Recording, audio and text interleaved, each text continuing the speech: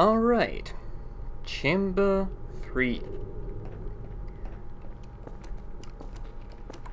Welcome to the test chamber number 3. Now that you know how to use your portal gun, we'll give you a brand new version in this room. Be sure not to miss it. Yeah, so one thing I forgot to mention before. For quicker mouse turns, you may want to turn up your mouse sensitivity. In game or in Windows, doesn't matter. It's not mandatory, but it might help. Anyways, you have seen right here, there is no hand-holding in this mod whatsoever. Remember how long it took in the original Portal for you to get the dual portal gun? Well, here, Chamber 3, and you already have it. It's right here. Oh. This is a cool thing that the map does. If, like me, you fall down here like an idiot before you grab the portal gun, it actually lets you out through a pair of auto portals like this. So you don't have to be afraid of falling down into the pit too early. Alright. Your protect gun is now fully operational. Anyway, now I actually have the gun. Blue portal and an orange one at the same time. We're not going to explain you how it works.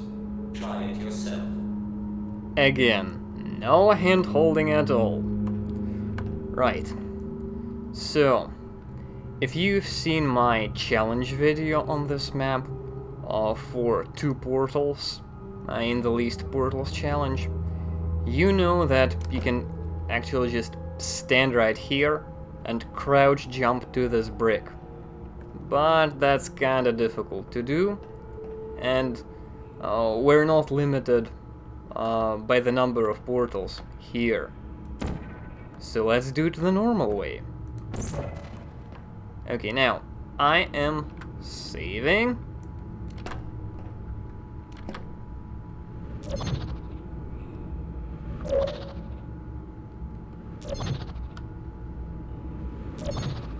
There's a lot of time to reorient yourself.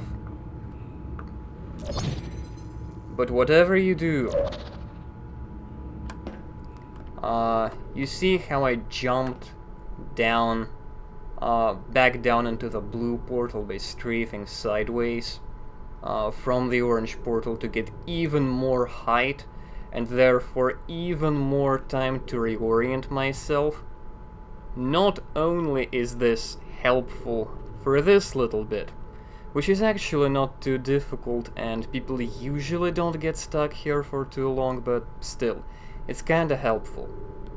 But it's also helpful in Chamber 9, which practically relies on the idea of getting more and more height from this kind of jumping maneuver.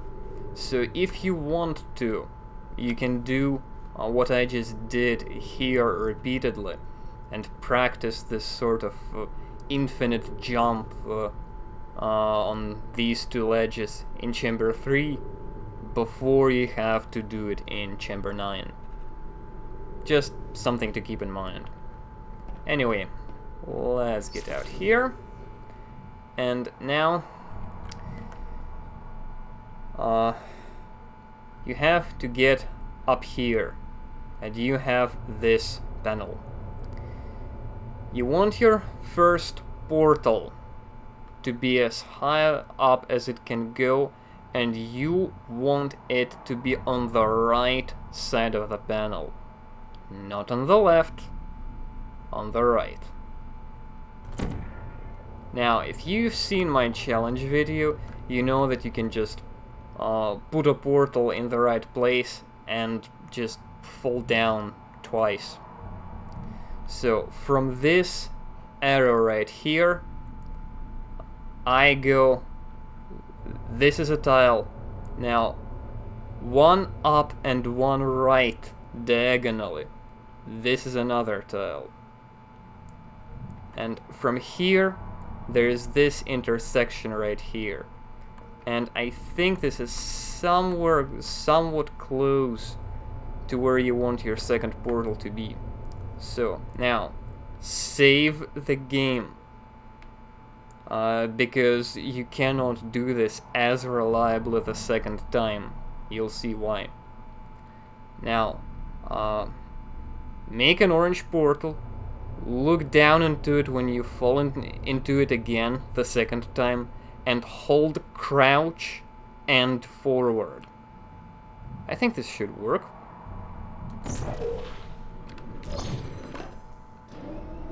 You see?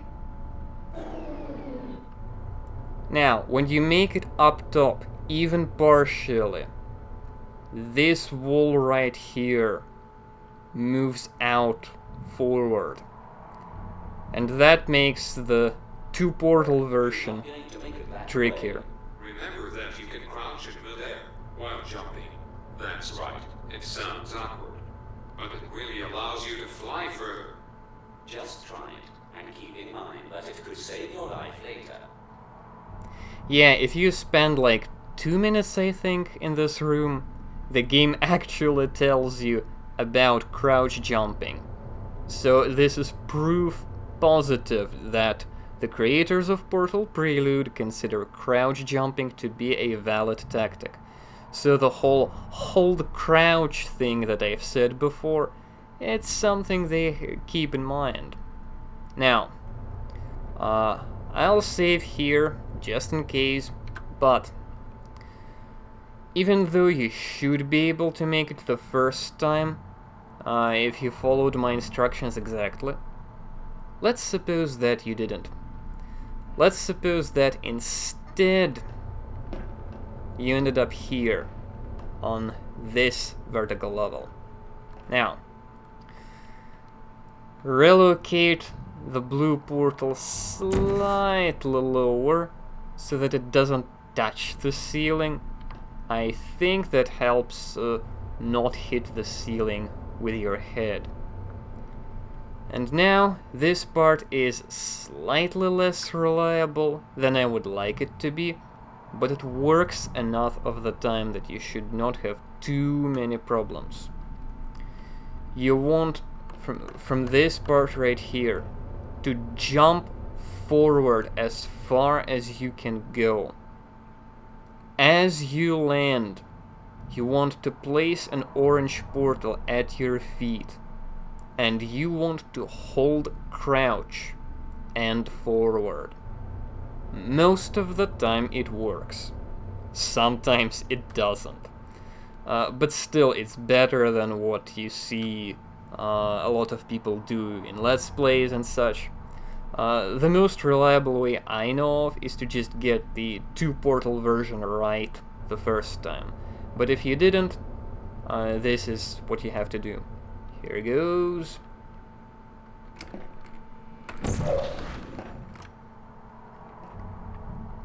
Okay, I'm not going to be repeating this over and over, because the two-portal version, well, I can't. This panel has moved out and it's now in the way. And this version that I just showed you, it works enough of the time, but sometimes it doesn't, and I don't want to spend more time on failure, than I want to. Anyway, now, here's an explanation why you want the first portal to be here. I told this already in the challenge version video, where I do this map in two portals, but if you place this portal on the right side of the panel, you make it here, on this little lip right here. But if you place it on the left side of this panel, you don't make it here. You make it to this column right here. And while theoretically you can make it like that, chances are you will not. Chances are you will hit this brick somewhere around here and fall down here, and you will just not make it. Placing the portal on the right side of the panel is the most reliable way to approach Chamber 3. Alright. Well done. I knew you would succeed in this room. I hope that my little joke was not too inappropriate. What are you talking about? I'm talking about the wall I moved in the test chamber. In fact, it was totally useless. That's not funny, Eric. This hall test thing is supposed to be serious. Oh, come on. He's talking about this panel right here. You can actually use this by standing on it to like get more height for your initial flinging, but it didn't seem to work too well for me. The methods I've shown you work better, at least for me they do. Now, here's a little Easter egg that I've never seen anyone highlight. You can shoot under the stairs. And if you do that... Ow. Welcome to your first Ratman Den in this mod. And it's actually bizarre to me that this mod even has Ratman Dens, because Prelude takes place before GLaDOS, and Ratman only went insane after that. Now, I could theoretically imagine that someone else has gone insane and done things similar to Ratman, but in this specific place, look at this. She's watching you. Beep. This is clearly a reference to GLaDOS. What is it doing in a mod with a storyline that takes place before GLaDOS? I understand that the whole mod was developed in 9 months, and with that in mind, it's a really impressive piece of work, and there's some fantastic stuff in it. But regarding Ratman Dens, I don't think they thought this through. Anyway, my ranting aside, this is a Ratman Den that I have never seen anyone highlight, and I have only found out about it by accident right before this recording. And with that, let's actually go out and continue to Chamber 4.